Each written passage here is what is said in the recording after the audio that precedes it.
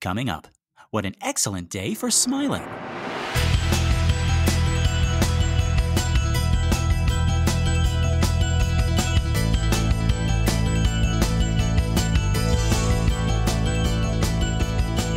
Well, howdy, folks, and welcome to Minute 67 of the Exorcist Minute, a show where we endeavor to examine, extrapolate, and excavate The Exorcist, minute by terrifying minute. My name is Lester Ryan Clark. And I'm Keenan Diaz. And we'll be your holy guides on this journey through what some have called the scariest movie of all time.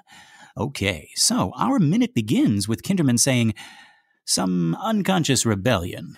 And it ends with Kinderman saying, "Do you like movies?" Indeed. Everyone likes movies in this story. You got Willie and Carl going to the movies. You got Chris, who's a big movie star. What is this? Agenda by Big Movie? Anyway, so Kinderman is revealing himself to be a little more savvy, a little bit more clever than he's first appeared. He knows who Karras is. He's even read that paper that Karras wrote, and he's coming here to see if maybe, just maybe, Karras might have any more information. Now, Keenan, we already know that Kinderman is not all that he appears to be. I never really thought about it before, but I guess we got to ask ourselves this. Even though Kinderman is saying that he sought Karras out because he's the psychiatrist and would know who was sick at the time and who wasn't, as he says, you think he's also come to check Karras out as well? Or am I administering movie shorthand here with a cop coming to question someone? Because it's like, correct me if I'm wrong, but when a cop comes to question someone in a movie, they are almost always connected in some way, or are going to be. So for Kinderman to be questioning Karras about this is almost like a hint to us that he's going to be involved in it later. Maybe not now, but soon. I guess that's two questions. Right. I guess to answer the second one, that's the exception that proves the rule, right? Where we have a Hannibal Lecter who is being, what's her name? Clarice Starling goes to see Hannibal Lecter, right? And they are not connected, right? Hannibal Lecter is not connected to the Billy Buffalo case, Bill, the Buffalo Bill case, yeah. So that is so rare, right? That it was like, oh, that's so interesting, that's so new, that's so fresh, right? So yeah, I think that, yeah, usually that means that this guy is the murderer, or he's protecting the murderer, et cetera, right? When the detective comes right. But then I didn't think about any of the stuff you're talking about where like Kinderman is thinking it could be Karras. Like that hadn't crossed my mind until we started looking at this bit by bit. Because I think when we're doing this, we're also trying to get into each character's hidden motivations in their given circumstances, et cetera. Like if we had to play each of these characters, and if I had to play Kinderman, absolutely I'm there because I think Karras is the murderer, or could be the murderer, or is hiding something. So you think that Kinderman might be suspecting in the back of his mind that Karras has something to do with it. Right. If I'm playing Detective Kinderman and it's not Lee J. Cobb, the great legendary method actor, it's me. Certainly I'm thinking, well, like, no, I'm trying to see if this guy is the murderer. Right. That crossed my mind as well. Maybe because I know the book so well and I know the story so well, it as soon as it entered my mind, I was like, no, that can't possibly be. But I mean, again, just trying to see it with fresh eyes, trying to watch it as if I were one of those people in 1973 in the theaters. I was like, does he think that he did it? Or so it's very interesting. And then also just the kind of the cagey way that Karras is handling the conversation makes me a little bit suspicious as well. Right. Well, in any case, Karras is onto him. I like this too. You notice, folks, from the moment these two meet, there's this friendly tennis match going on, right? Again, we walked past tennis courts before. Exactly. I think I said before that the banter between Karras and Kinderman is one of my favorite things in the book. They both seem to slip so easily and quickly into this role, almost as if this isn't their first meeting. And it makes me wonder, Keenan, we don't really get to see Karras outside of the story. I mean, we don't get to see him when he's not grieving over the death of his mother, when he's not undergoing a crisis of faith, when what's he like when the world isn't shit? Is he fun to be around? Yeah, like is this friendly banter with a detective maybe a glimpse of regular Karras coming back for a bit? Right. The only other indication we have that is with Professor Doctor Professor Doctor Father Dyer. Right. That's Father Mr. Dyer. Professor Doctor Captain Father Dyer. Oh man, I need to get more Esquire. Yeah, I need to get more little add-ons to my name. It's not fancy enough.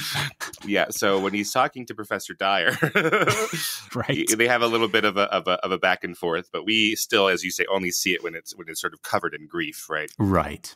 Yeah. So I don't know. That's interesting. Yeah, if I had to think about like my dominant memory of The Exorcist, I'd be like, no, I don't think Damien would be really very cool to go to the movies with, or to go to the zoo with Father Karras and talk about things. I don't know. I don't think I'd like to be around him very much. It's weird. And we were talking about this on the April Fool's episode with Chris McNeil just being like, just always, hysterical. Just a Veronica Cartwright all the time. Right? Exactly. Yeah. But it's like, so is Karras just an Edgar Allan Poe, just like sitting at the zoo, just like looking at the ravens, just being like, oh God, God, this is about my girlfriend or the girlfriend I wanted to have and how she died. Somebody's like, hey, sir, do you have the time? And he just puts his face in his hands and he's like, and he runs away. That's right. Annabelle Lee used to know the time. But nevermore. God.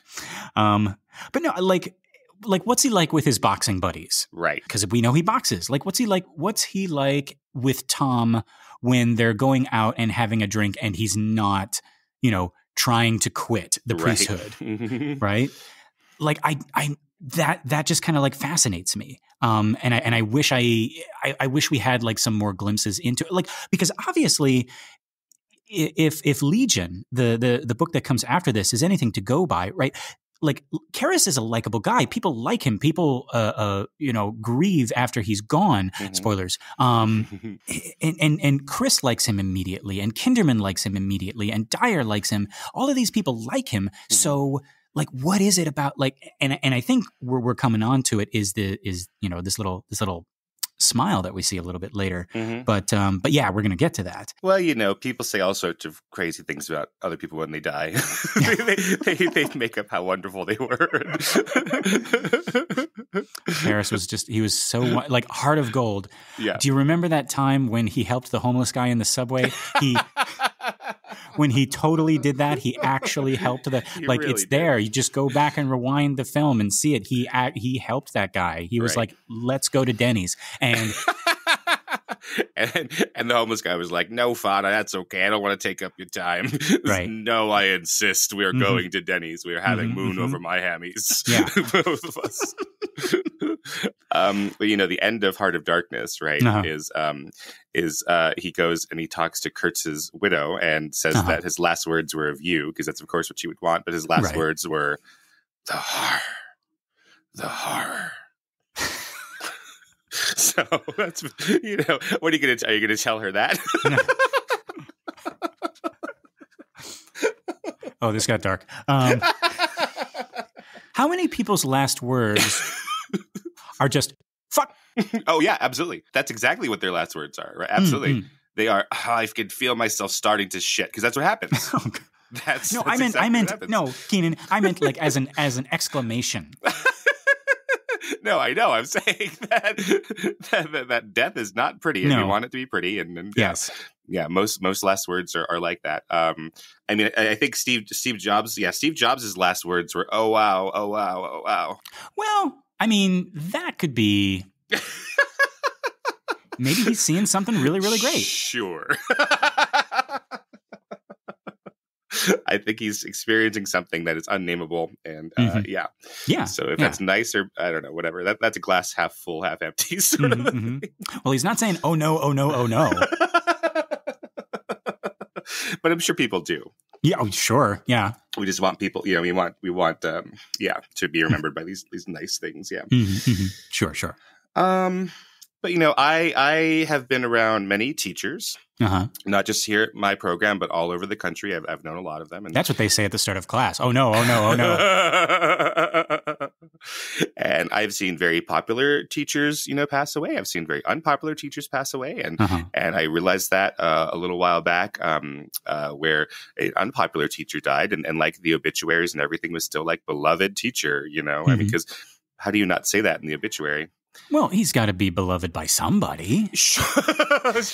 But I mean, like, he got the same kind of news coverage as the professors that people came out of the woodwork and like cried. Like, I can't believe it. Like I think just, I think it's a good reason to get into teaching. Mm-hmm. Is that you can be assured, Lester, that your obituary will mention that you are beloved by your students. Yes.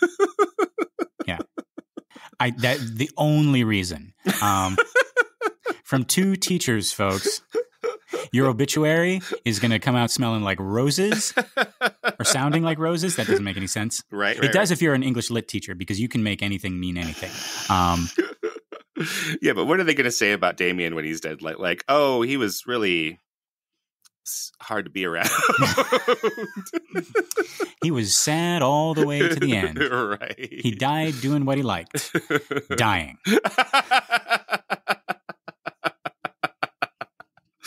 Right. So I don't know. Certainly Father Dyer, I mean, that can't be the obituary either. Like, he was liked by at least one priest. Father Dyer. That's just a quote, like it's here lies Damien Karras, and then underneath his quote is like, well, Father Dyer likes me. Yeah, exactly. Yeah. Now, okay, in my headcanon, mm-hmm. Keenan, I think Father Karras is, I think Demi is a fun guy to be around mm-hmm. when the world isn't terrible. Gotcha. So, I mean, there's sort of two options, right? Kinderman is bringing out the old Karras, as you're saying, or so. Kinderman is such a different type of person and such a charismatic person that he is allowing Karras to be happy-go-lucky in a way he's never been before. Oh, he's like awakening something within Karras that's never been. Oh, okay. Because those are the two options, right? Right. Yeah. So I don't know which is the right one, but yeah. Well, yeah, I bet he's just a pill normally. Like, this guy. All right. And you ask him, it's like Karras, are you okay? And he just lights up in front of you. He's like, no, really, I'm fine. Oh, God. I'm fine. No, I love doing this. I love moping. Yeah. Moping Dimmy, that's what they call me. Right. Back then, there weren't any Tim Burton movies or Spencer's Gifts, so he had to do it on his own. Oh, he would fit right in. My God. But yeah, okay. I feel bad for poor Dimmy. Okay, anyway. I feel bad for this fictional character that we're making fun of. His life is bad enough, Keenan. We got to leave him alone. Oh no, he's a saint. All of his patients loved him so much. And Yeah. He will be missed. That's why we see so many friends around. Mm-hmm. At his greatest time of need, that's why people are just lining up around the block to send their condolences. Well, so that was the alternate cut of the ending. Keenan was Karras is like, it's like, come to me, enter me, and then Father Dyer comes in there and he's like, you'll have to get through me first. And then Kinderman comes in there, and me. Right, me. And then some other priest is like, and me. And then another priest that he had like a fight with, but you could tell that they're actually like good friends deep down, and is like, and me too. I forgive you, Dimmy. Right, and they all just like come together on behalf of Dimmy. And Uncle Tito's is there, and don't forget me. Yeah. You messing with my nephew, you're messing with all the Karrases. Okay. But yeah, so like I said, right, Karras is onto our detective, right? He, like, as Kinderman is describing why he's here, right? And it's like, oh, it's the type of person who would do this. And immediately Karras says, sick priest, right? Is that it? And it's not a question. It's like, I know what you're getting at. Let's get to it, right? Mm-hmm. And I like Kinderman's response because it's not a normal response. He doesn't say yes or no. I think he also can feel that they're beyond that, right? They're not like discovering new things. They're moving on to like new tacts. It's like they got to follow the steps of the dance, even though in their minds, they both know that they're several steps ahead. Does that make any sense? Absolutely. Right. It's a chess dance or something. It's a 4-dimensional chess dance. It's a 4-dimensional tennis, chess, poker, because they got poker faces, fencing match. Right. In any case, like whatever it is, it's not like Karras says, sick priest, Kinderman doesn't stop and go, oh my God, that's exactly what I was thinking. He knows Karras knows that that's where he was going with this. So as soon as Karras sort of like jumps ahead in the script, in this little dance that they're playing out with words, he's like, look, Father, this is hard for you. I guess what I'm trying to say is there are several bits of this dialogue that aren't said.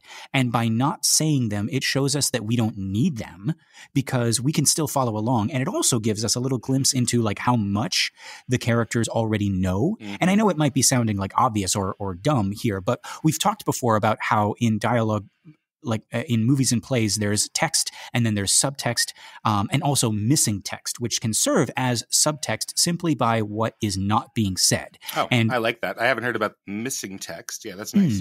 Right? And by not saying that text, you realize suddenly it's like, oh, we didn't need that text. Why didn't we need that text? Oh, for this reason, for XYZ, right? And like what you don't say, whether because you don't need to or you don't want to, says almost as much, if not more, about a scene and a character than what is actually being said, right? Like I'm trying to think of other instances where the scene plays out counter to the dialogue. Like I off the top of my head, I can't think of any right now. Yeah. Can you? I can't think about that. I'm thinking about this scene, right? Like sometimes detectives do this, and it really bothers people when they do this, but like it's very effective. So like Kinderman could come up to Karras and say like, we got this desecration case. Did you do that? And then he could do that. That is an effective detective tactic, even though it's really, because then what happens is Karras like, what? Absolutely not. Like, and then you see the reaction, like, okay, this guy didn't do it, right? But sometimes maybe why isn't he saying that? Is it because he thinks he did do it? Yeah, and that by telling him, oh, I think it might be you, it actually hurt his investigation. Right. There's also another and maybe this is more a lawyer thing, and maybe not even practiced by best practice lawyers, but like that thing of like assuming the sale. It's like, okay, so after you murdered him, what did you, like, did you tie your left shoe or your right shoe? Right? Oh, we went to Denny's. Yeah. Moon's over my hammy. You gotta check it out. But yeah, so like in any case, Kinderman finishes this with, I understand. He's trying to show Karras that he understands his predicament. He empathizes with him. Here we go again with that like Dale Carnegie, like how to win friends and influence people stuff, right? And then he says, but for priests on the campus here, you're the psychiatrist. Now, I feel like we've been talking about Karras being the psychiatrist for a while, almost since we met him, but I think, and correct me if I'm wrong, I think that's just because we already know the story. Is this the first bit of spoken exposition in the film about him being a psychiatrist? I don't think so. No. I'm realizing now. It's at the party when they're all sitting on the floor, and you got Father Dyer standing in for Jesuit Dean, and he's like, "Oh yeah, he's the psychiatrist there." Right, absolutely right. But then even before that, like that's because Chris has seen him ministering to, I guess it's a question. He's ministering to the other prince. The prince, priest, father, doctor. He's ministering the priest to the formerly other. known as Prince. He's on Halloween. He's ministering, or that's the question. Or is he being ministered to? Right. But is he? I'm saying ministering, but I'm trying to think of the verb for therapizing. Oh, counseling. Thank you. That's a much better word than therapizing. But yeah. Like Chris thinks that it's a minister and a minister, and so it's like a confessional or something. And then Father Dyer tells us that no, he's the psychiatrist, right? Right. Okay. Even then, that's pretty. To your point, that's pretty late. Yeah. Right. So we've seen the movie and we know he's a doctor, so we're thinking of it in those terms. But yeah, when does the audience first know that, like, fresh? Yeah. But no, I always like that kind of exposition in movies. Like in Roger Rabbit, Eddie Valiant has that whole thing in his office. Like there's no dialogue, and the camera pans across the empty desk and the photos of him and his brother. And then later, Roger tries to sit in the chair, and he's like, "Get out of that chair!" Right. Right. And then he says quieter, "Is like, that's my brother's chair." And before that, we've seen that he doesn't like tunes. He hates tunes. He used to be a funny, goofy guy, but not anymore. And maybe for other folks, that's all they need. But I needed that extra like little monologue about how a tune killed his brother. Like maybe as an older viewer, I could have suspected it, but like younger me needed it. And older me still appreciates it. So I think what I'm trying to say is, even though we've had it confirmed that Karras is a psychiatrist, like in a couple of different, like in a subtle way, and then we've also had Father Dyer mention it without Karras being on screen, I like that we get that third time with Kinderman saying, "You're the psychiatrist here," just like just to hammer it home, right? And again, maybe plot. That's me. Oh no, but yeah, this time it's plot. That's the reason why Kinderman is here, or at least that's the way that Kinderman says it, right? That he's here because he's a psychiatrist. So right. Yeah, I think that, I am a screenwriting teacher. I mentor a lot of screenwriting students. And then it's useful, as I've said, like you learn by teaching them. You're like, oh, yeah, remember that, Keaton? If you're going to tell these young people to like this nice rule, you better start doing it yourself, right? But like exposition, oftentimes we think of doing it, our instinct is to do it all at once in like some big monologue at the beginning or a big Star Wars scrawl, right? Or a voiceover.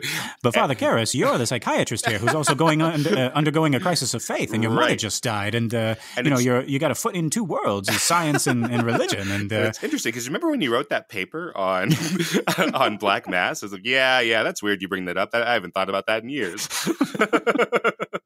Right, but instead we dole it out, and and then we can do little bits of it, right? That makes it feel not only just like more realistic. I struggle to use that term.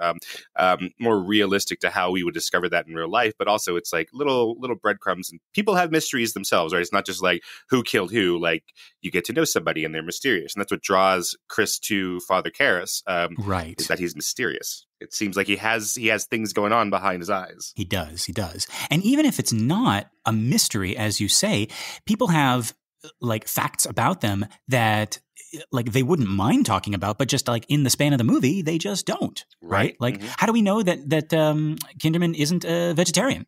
Right. We'll never know. Like that's because it's not germane to the movie, and he doesn't bring it up, right? Right. And I also want to say I really like what the camera is doing here, how it's following these two as they make their way down this path. This has to be a dolly shot, am I right? Well, I think we are dollying and zooming at the same time, so I think it's both of those things together. Okay, one of these days. No, I mean, there's a lot of complicated things going on in a sophisticated movie. Yeah, so I think we're moving with them slightly up the path, but as they get way ahead of us, we're also zooming in, and it flattens the image out and starts to get the building behind them out of focus. Interesting. I never even thought like that you could do like, I mean, you've described it before about how like doing dolly and zooming at the same time. Yeah.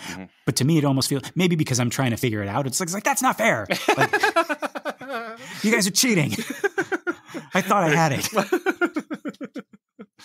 Right. They're walking and talking at the same time. Gosh. All right. Anyway, but so whatever this is, so it's a dolly and a zoom. It makes me feel like, again, like we're in the scene with them, right? We're someone on the path walking a little ways behind them. And it's really subtle here, folks, or at least to me, but notice how the camera stops before Karras stops. So Kinderman is talking, and he says that Karras is the psychiatrist. He should know who was sick at the time and who wasn't. This kind of sickness, I mean, he'd know that. And somewhere in between when he finishes talking and before Karras stops walking, the camera stops following them. It just stops. And maybe half a second later, Karras stops. And I just imagine there's got to be a reason for that, like a mechanical reason, a logistical reason, sure. But it also speaks to me on a level without any words. I guess that's the only way I can put it. It works cinematically, but it's also somehow as if we can feel Karras's mood. Right. And we stop just before he turns around because we already know how he's feeling about what Kinderman said. It's like when you're with a group of friends and one of them says something to the other one and you know that that's like a triggering thing for the other person and you kind of like, you stop talking, you put your drink down, you look, it's like you know what's coming. Yeah, because it's like we're seeing through Karras's head, right? Because we're getting their back, so that little move is helping us, so we don't have to cut and see why that's triggering Karras to stop. We sort of get the idea that the camera's, tipping us off in that direction. Right. Yeah. And to that point, it feels like Kinderman understands how he's feeling as well. There's like this brief pause after Karras says, "I don't know anyone who fits that description," right? After which Kinderman just responds, "Ah." And he turns away. And it's this interesting power dynamic shift here. For a while, you could say that they were equal, that they were walking side by side. But you could also say that Kinderman was pursuing Karras, like needling him with all these questions. And finally, Karras has had enough and he stops. And that's not something you normally do when someone is chasing you. Mm-hmm. So yeah, like Kinderman says, ah. And he moves away. He sort of walks away and he looks back. I like that little look back. Like these two are constantly sizing each other up, right? Like even in between the dialogue, they're looking to see, how their words have landed on each other, right? And if you notice, when Kinderman breaks eye contact and moves away, Karras follows him all the way to the next shot. Kinderman looks and sees, yes, he's still looking right at me, right? And he says, "Doctor's ethics." And now it's Karras who's pursuing. As Kinderman leans on that little railing, Karras is not only following with his eyes, but with his body now too, which makes me wonder, like, is he pursuing or is Kinderman leading again, right? Like has he pulled another trick? You're right. That Dale Carnegie thing or whoever you were saying, right? He stops walking. And so even though it's like, oh, I'm going to follow you to your next appointment, Father Karras, right? Well, now Kinderman stops walking and then Damien follows him, right? Right. So he's got him in his little trap. Yeah, the patented Kinderman trap. Yeah. But yeah, so Karras agrees. He says, "No, I probably wouldn't." And then we cut to a very interesting camera angle here. So much going on, although I can't put my finger on what. I can tell that this is an important shot. I'm going to try to break it down, Keenan, and you tell me if I'm hot or cold. So we got Kinderman in the foreground, Karras in the background. So already the sizes are different. I remember what you said about like taking a 3D picture and making it 2D, right? Right. So Karras is smaller. We also have them like in this second picture, at least, facing each other. So Kinderman is facing right and Karras is facing left, right? Even though Kinderman isn't really looking at him here, right? He's looking at the wall or the ground or whatever. It seems as though they are facing each other. And then lastly, just the position of the camera, again, as if we are a third party sort of like joining in on this secret talk away from the rest of the world. What do you think? Yeah, if we were in the quad, we wouldn't be able to see any of these two men's faces, right? If we were just walking by. I like it because it's Damien in the background looking at Detective Kinderman, but he can't really see Detective Kinderman's eyes. So we get more information from both of their faces than either of them are getting. So it's like they're both, we can see both of their plotting. Yeah, actually, that's a really good way of putting it, right? Like neither of them are seeing each other as much as we are seeing both of them. Right. And we could see, look what that does to Kinderman. Oh, look what that does to Karras. And we could see them regrouping after little failures. I really like that. Yeah. So now Kinderman mentions that a shrink in sunny California, no less. I love how he adds this as if it were important, right? But again, I think that's Kinderman's style, his schmaltz, right? Like he makes it. He's on duty, but he acts as if he's always getting distracted. Like if he were describing a murder that happened at a restaurant, he would also go out of his way to say something about the food, right? Best oysters Rockefeller and Mrs. K ever had. Yeah. He would always bring Mrs. K into this. Right. And you would think, like, what does that have to do with anything? Like, just like what does California have to do with anything? But it's all calculated. It's all designed to, like, discombobulate you. I love it. But yeah, he says a shrink in sunny California was put in jail, hint, hint, for not telling what he knew about a patient. Yeah, there's a lot of East Coast movies in the 70s that point out California as this kind of utopia, or in the case of like Woody Allen movies, making fun of that idea of, so Woody Allen, Annie Hall says, I don't want to live in a city where the only cultural advantage is you can take a right turn on a red light. Like everyone's talking about how great California is, and he does not get it at all. But a lot of the movies of the 70s, 60s and 70s are about how New York specifically is crumbling, and Friedkin has two of those movies in The French Connection and The Exorcist. I had trouble remembering the name of the movie that I'm watching right now. Welcome to the French Connection Minute, folks. Yeah, the French Connection. Welcome to Scary Girl Possessed by a Demon Minute. Right. Scary Girl Mama Can't Help Minute. With Schmaltzy detective and sad priest. Yeah, so this is, Blatty is a Washington person and a New York person, and so Kinderman is, I think, representing that New York idea as well. Like, California, we should all move to California. Oh, sunny California. California. Yeah. Guys, it's don't come to California, please. Why is that? There's too many people here. It's not as good. It's not like what you've been told. You've been sold a bill of goods that does not match up. Oh, well, I like calculating or, tracking this kind of thing, cataloging this type of thing of like, what is the city of the future? So in the 30s, it is New York, and they built the Empire State Building. And so King Kong goes to New York, and it's like, that's the city of the future. And and it's that way for a while. And, Europe and Asia are struggling to rebuild. So there's not many cities of the future there. And then it becomes Los Angeles, right, in the 50s. And it's like, oh, yeah, Hollywood and the suburbs there and Disneyland. And that's the city of the future. And and then that for a little while in the 90s, there's a couple of movies that talk about Vegas, where we grew up as a city of the future, like leaving Las Vegas and like leaving LA, how terrible it is. And like you go to Vegas and like, wow, this is the new place. And then it was Dubai, and I guess it's now Seoul. Like if you think about like what is the most modern, best place in the entire universe, it's Seoul, I think. Well, there we go. Yeah. So yes, anybody who is thinking of moving out here to sunny California, to Los Angeles, and crowding up our 405 even more, move to Seoul. Anyway, so a very quick Google search tells me that a psychiatrist must tell police and or potential victims of an implied or impending crime. Right. But they do not have to divulge past crimes. Right. So I don't know if Kinderman's statement here is true or just empty bluster. Well, getting arrested and put into jail for something, even if they turn it over later, overturn your jail cell later, is still pretty scary. Yeah. Right. So it's on your record forever. And all that. And you spend 3 or 4 days in jail. Right. Yeah. Yeah.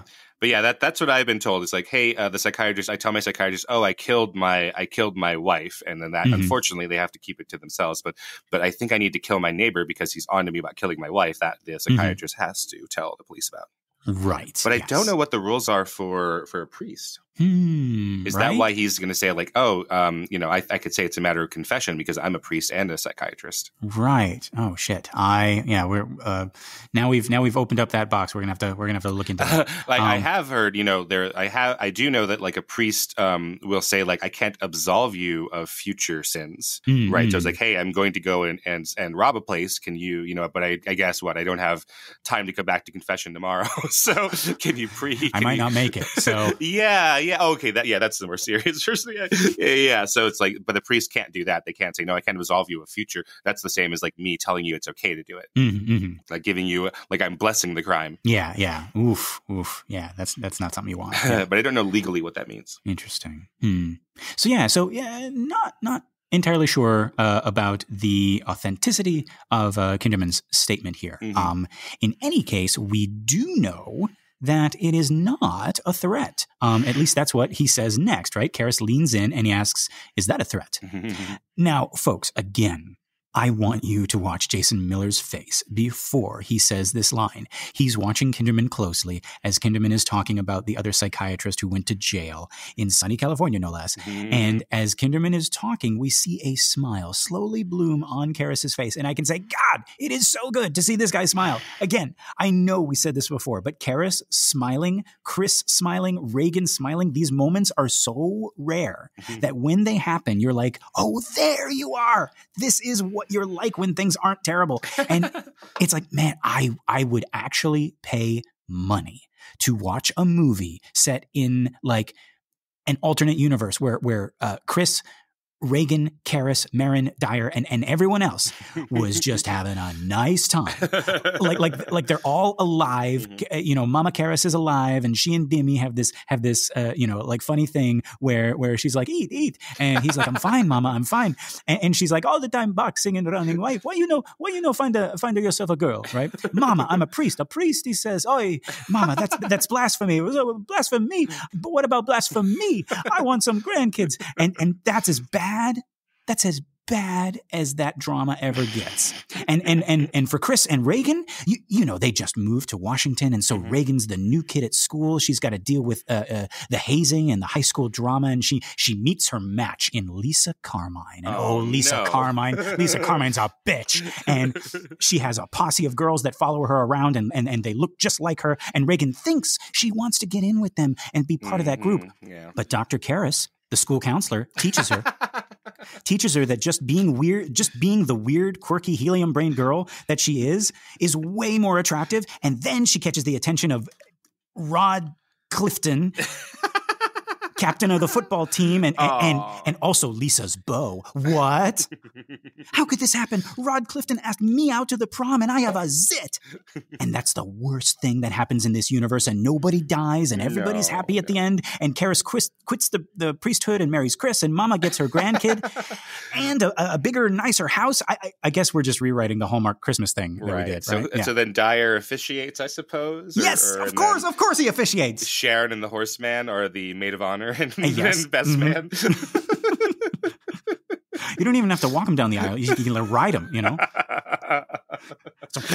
And the little flower girl, like Pazuzu, is still there. Because Pazuzu, they've done an Iago and Aladdin too, and they've turned Pazuzu into like their little happy sidekick. Yeah, he's come around. He's come around, and he's the flower girl, and he just sends out St. Joseph's medallions down the aisle. Just hitting everybody on the head. It's like, ow, ow. Oh, sorry.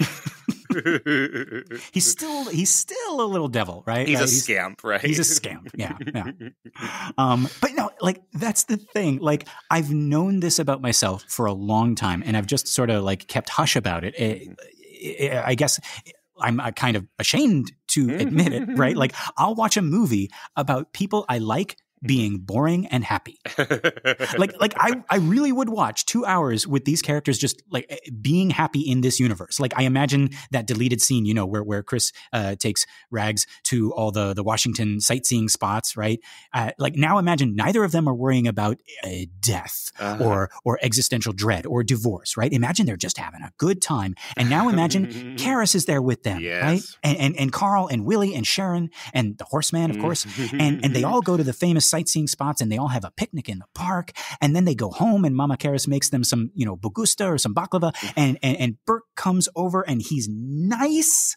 And they're sitting and drinking coffee and it's just nice. I would pay money to watch a full 2 hours of that. Like the first part of Alice Doesn't Live Here Anymore with Ellen Burstyn and her kid. Like they had troubles, but this like mother-son relationship was just like so nice. And I remember thinking early on, if the rest of this movie is like this and it never gets any worse than this, there's no conflict, there's no drama, I would be fine with that. Just a mom and her kid on a big old road trip, right? But Keenan, I don't know if I'm alone in this or what. Have you ever just wanted to watch something nice and boring where people smile like our boy Karras is smiling right now, where they just smile and nothing happens? Absolutely not. I have game shows for that. That's what I watch is game shows, and everyone's so happy. And you know they get everyone up on sugar and coffee on the game shows, and like even the people who lose, they're like, "Oh, it's so fun to be here, Leia Remini on the People Puzzler. I'm so terrible at crosswords, but I loved being here."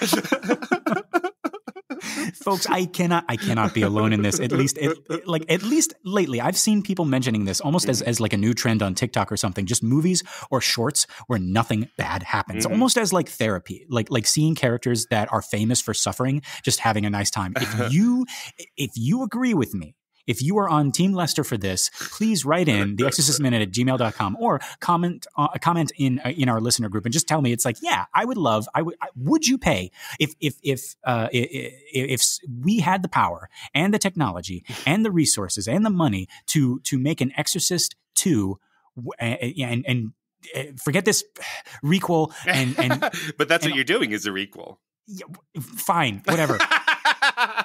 But mine's going to be better. Because it's going to have all the stuff we just described. Right.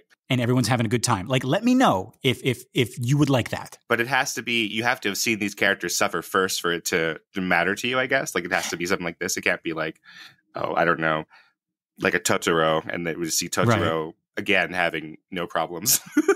Maybe that's what it is. Maybe I'm happily imagining this because it's so therapeutic after seeing these characters suffer. If it was just some Joe Schmo who was always happy, and then it's like, you know, Air Bud 2 and the dog is still happy. It's like, wow, okay, you're still happy. That's great. You know, yeah. I don't know. In any case, all I'm saying is that I would watch a movie. He's quite an abused dog in Air Bud. You haven't seen Air Bud. I have not. Oh no. What? He's an abused dog in Air Bud. Yeah. Hey, are you saying the actor dog or the character dog? No, not the real Buddy. The character of Buddy in Air Bud. His owner is a Michael Jeter, who's a circus performer, and he abuses Air Bud to do tricks.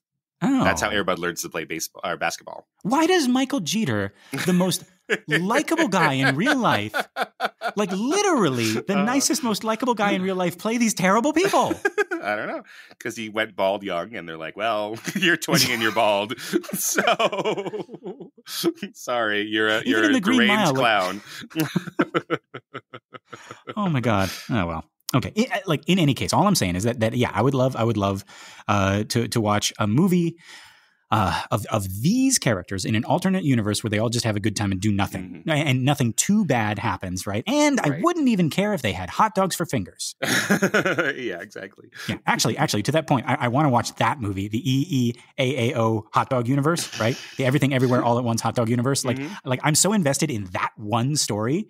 Right. See, this is proof of what I'm saying. I'm so invested in the universe where Deirdre and Evelyn were lovers, and Deirdre has someone to love her. I was so happy seeing them happy, and I want to watch that whole movie. For anyone who doesn't know what we're talking about, go see Everything Everywhere All at Once. You're going to cry over the hot dog universe. Anyway, yeah, let's get back to this scene. Karras asks, as he's smiling, that's what got us on this whole thing. Karras asks whether or not Kinderman's implication was a threat. Kinderman immediately brightens up. He's smiling too. He says no. He mentions it only in passing, which I could be wrong, but that seems to be like a favorite line of his. I think he says it a little bit more in the book, like only in passing, right? And I can't remember if this is like the only time he says it in the movie. We'll have time to watch out for it. It may just be I'm remembering it because Karras here immediately throws it back at him, right? He says, incidentally, I mention it only in passing. I could always tell the judge it was a matter of confession. He then turns to go, and before he goes, again, notice how he clasps Kinderman's arm, this like small gesture, telling us so much, telling us that this dialogue, which in any other movie would have these two set against each other, or like in a much more adversarial mood. But in this movie, you come away from this scene like, man, these guys are good for each other. Like I'm glad they met. These guys are going to be fast friends. Like if they're not friends already. Karras walks away, but not without like a quick look back. And Kinderman looks after him, and then he looks down, and yes, he too has this like bright, warm, fuzzy smile. And I'm like, man, I want to see more of these guys, Keenan. Like there's a hot dog universe where they're together. Karras is my God, yes. Karras is a playwright. They're living in a tiny 1-bedroom New York apartment, but Karras is this close to winning that Pulitzer Prize, and Kinderman is like this cynical and world weary detective, right? Like all the murders and the evil people in the world, right? But when he comes home to Karras, he brightens up, and they watch movies, right? Because Karras is the one that chases the clouds away, and they almost break up. But Kinderman finds the play, and he realizes it's a love letter to him, because the main character's name is Billiam F. Manderkin. And they get back together, and we jump forward, and we're with them in the audience on opening night, and Chris is in the play, right? She's the female lead. I would watch that. Right. I would too. Let's stop doing this. Yeah. Welcome to the Hot Dog Exorcist Minute, folks. But yes, that doesn't happen. Not in this universe, where we got bones in our fingers, but not in our brains, apparently. Our minute in this movie ends in a new shot as Kinderman runs after his friend, shouting, "Hey, father!" See, you're already calling them friends. Yeah, already. I can't help it. I absolutely can't help it. And then he asks what I guess is an even more famous line of his, "Do you like movies?" And folks, that is where our minute ends. That is all of my notes. Keenan, is there anything else? No, I think we got it. All right, folks, this has been another excellent Exorcist Minute. I've been Lester Ryan Clark. You can catch me on all the socials as Lester Ryan Clark. And I've been Keenan Diaz, and you could find me on Instagram and Letterboxd as Howdy Keenan. We got our listener group, Compelling Conversations. Go check that out and request to join, and we'll let you in here with us. And yeah, thanks so much to everybody who shared the show by word of mouth or on social media. And a big thank you to everyone who has given us a 5-star ratings on iTunes or Spotify or wherever you listen to our show. We really appreciate it. That's going to help our little podcast grow and find more cool people like you. Okay, Keenan, are you thinking what I'm thinking? I think I am, Lester. Folks, until next time, the power of Roger Rabbit compels you.